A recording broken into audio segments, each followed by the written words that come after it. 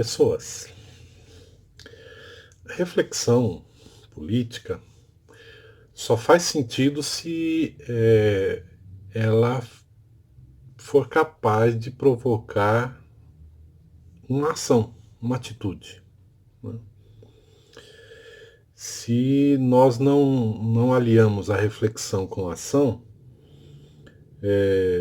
em política nós estamos dando continuidade ao status quo. E essa é uma preocupação que eu tenho nesses vídeos, até porque a minha intervenção política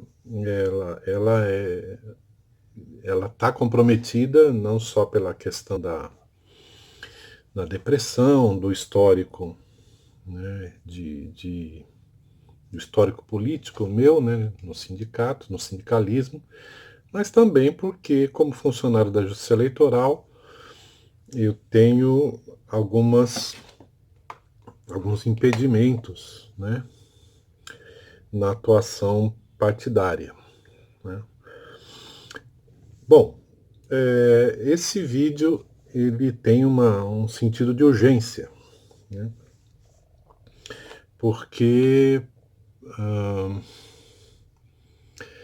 nós assistimos o agravamento sucessivo, né, da situação política do país e, infelizmente, não estamos tendo condição de responder a esse agravamento, né? E aí há uma preocupação, eu tenho uma preocupação de que o bolsonarismo vai sendo naturalizado aos poucos, né? E junto com isso, né, reiterando o que eu já disse mais de uma vez, né, um, um, um regime fascista, né, uma distopia, ela não acontece do dia para a noite, né, que isso poderia gerar um impacto e causar reação. Não, ela vai sendo implantada aos poucos, né. Mas o que espanta é que o bolsonarismo não está sendo nada sutil.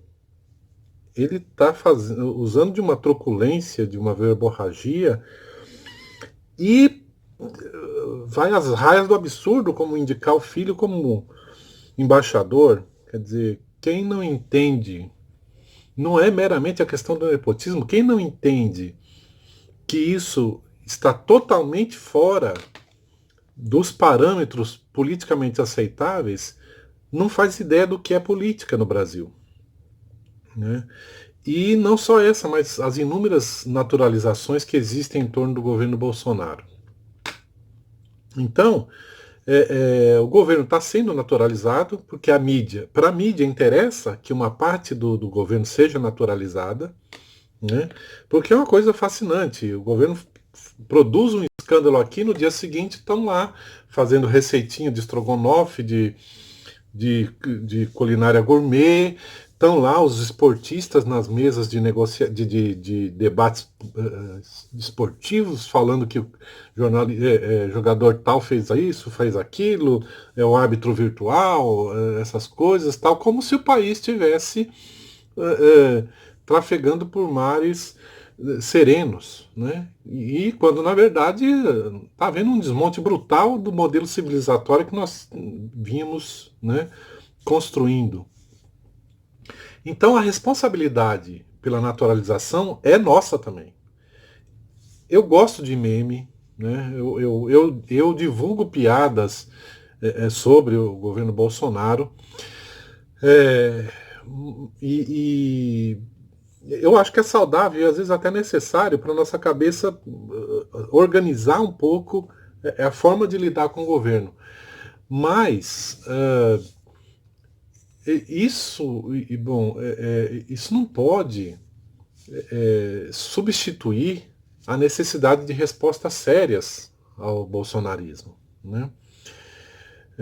Para a gente ter uma ideia, até o palhaço, né, percebeu que a reforma da Previdência era contra os pobres, né?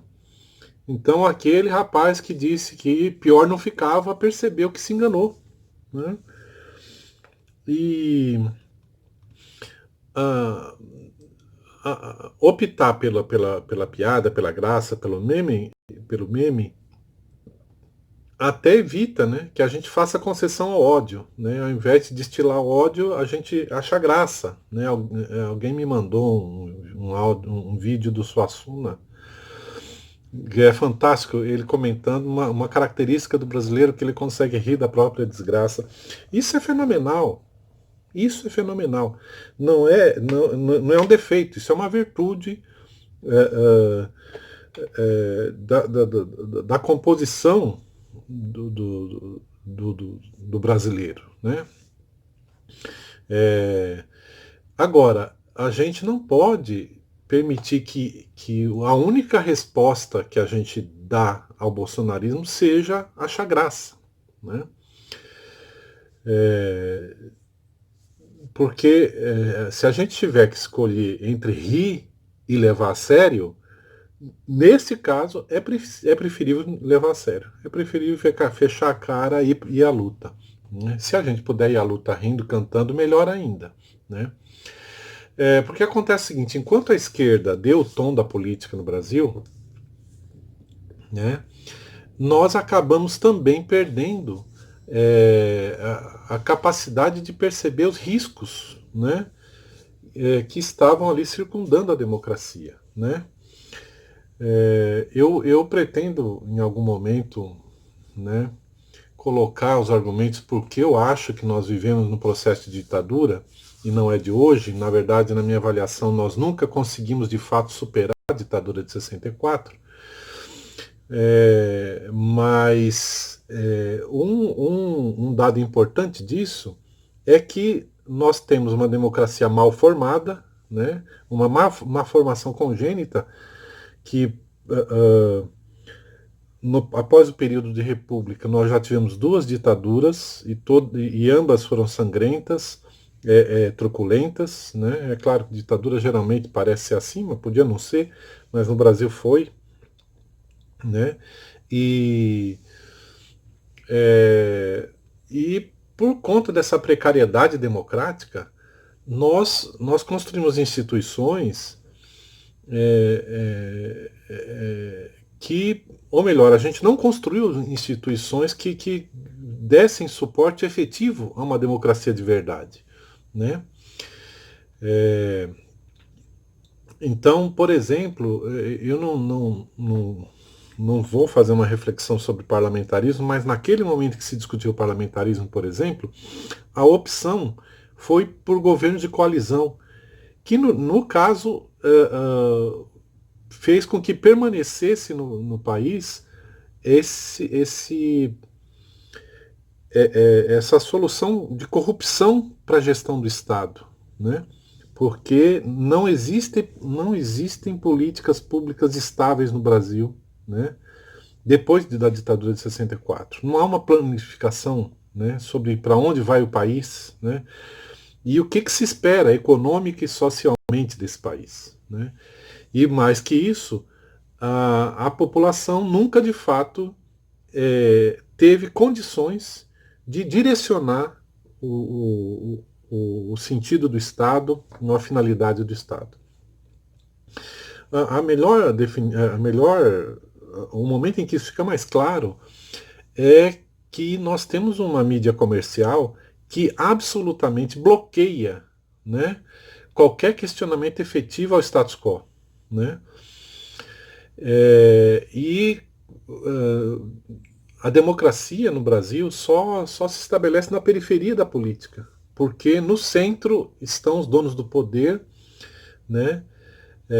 E a mídia prescreve ao país o script, né, que nós devemos pensar, né, como é que nós devemos encarar a realidade do país.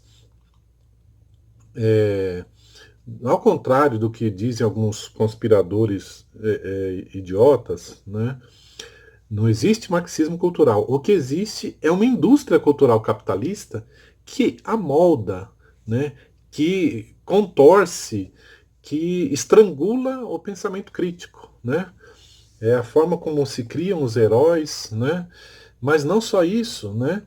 Hoje a indústria cultural capitalista, ela ela define o tipo de tecnologia que nós vamos consumir, em roupa, em comida, nos aparelhos, né?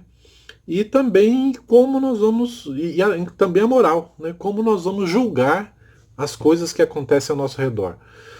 Então nós vamos sendo adestrados para olhar o mundo como um espetáculo, né? Não aquele espetáculo de pôr de sol, né? Aquele pôr de sol no horizonte, ou revoada de pássaros, ou cachoeiras maravilhosas como nós temos no Brasil, né? Mas um espetáculo no sentido de que tudo tem um roteiro, né? Tem um script pré-definido, as palavras, as frases são todas as mesmas, né? Então nós retratamos, nós repetimos já por osmose formas de encarar determinada realidade, né? Um exemplo importante é a criminalidade, né?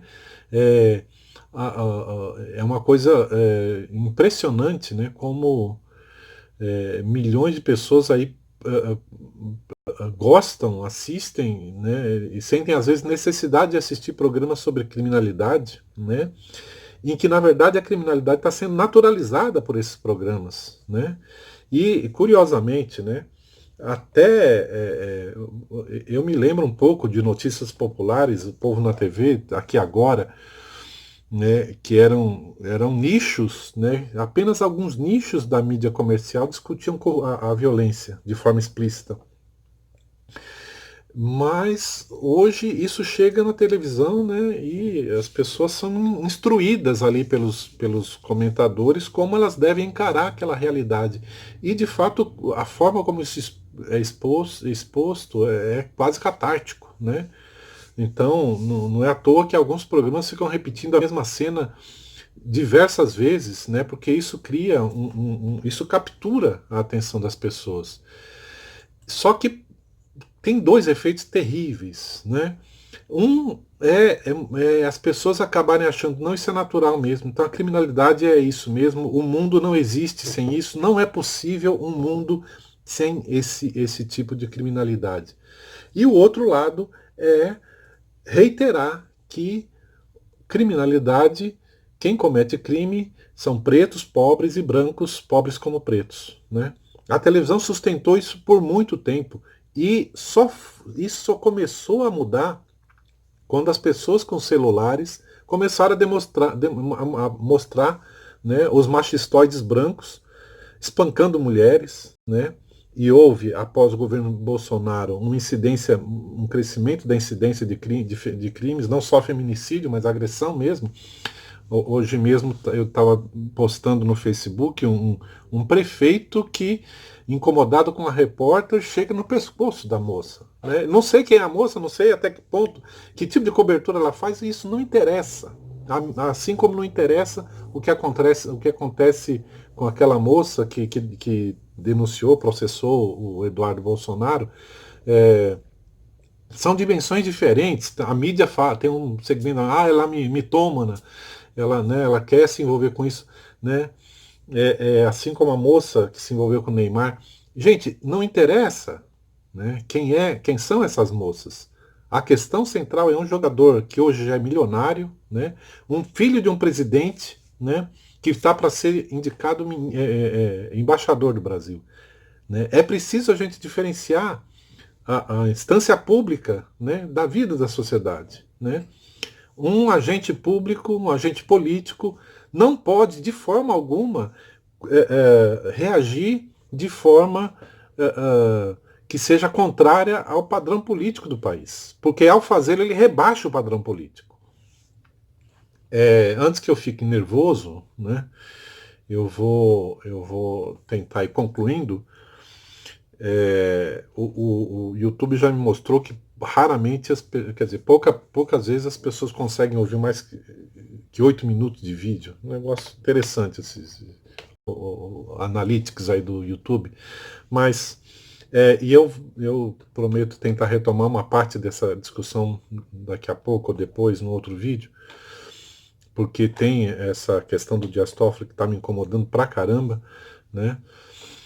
Mas, enfim, voltando lá ao início, né, da naturalização, a necessidade que nós temos é que a gente precisa transformar a inquietação em atitude, né? Então, o que eu sugiro, eu não gosto de falar para compartilhar vídeo, não vou fazer isso, mas eu acho importante que as pessoas conversem, né?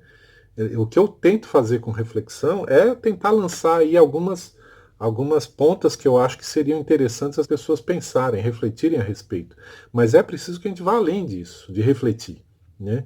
E hoje eu imagino que nós precisamos nos reaproximar de pessoas que a gente se afastou, né? Não estou falando dos haters, né, dos odiadores profissionais, contumazes, mas é preciso que a gente se reaproxime daquelas pessoas que têm uma visão de mundo diferente, mas tem uma visão de um mundo parecido com o nosso, né? Porque o bolsonarismo ele traz para a realidade brasileira um mundo em que nós não cabemos. A imensa maioria dos brasileiros não cabe no mundo que Bolsonaro e seus asseclas querem construir, né? Então nós precisamos aí nos rearticular é, entre as pessoas. Veja só, acabaram com a ideia de pessoa de bem. Eu nunca gostei desse nome, mas lamento profundamente, né, que tenha se deturpado essa ideia de pessoa de bem, né? E aí tem o Zorra Total que divulgou, né, o cara pessoa de bem que não porta arma e não tem a Bíblia no carro, não é pessoa de bem, é um bandido. Mas é preciso que a gente faça esse movimento, né? E eu acho que o campo progressista tem isso como tarefa, né? Nós precisamos nos aproximar dos setores que pautam um senso comum mínimo civilizatório, né, que seja parecido com o nosso. E essa é uma preocupação que, se nós não formos capazes de fazer isso, o que nós achamos terrível hoje vai se consolidar como normalidade, como normal, né? E vai sendo cada vez mais difícil para a gente reverter depois o tamanho do estrago que o bolsonarismo está patrocinando no país, com a ajuda da mídia comercial, né, com a ajuda dos estamentos de Estado, né, com a ajuda das instituições. Hoje, Supremo Tribunal Federal, Legislativo e Executivo estão trabalhando por um mesmo projeto, e se nós não começarmos a preparar uma resposta contra isso, a coisa vai ficar pior ainda.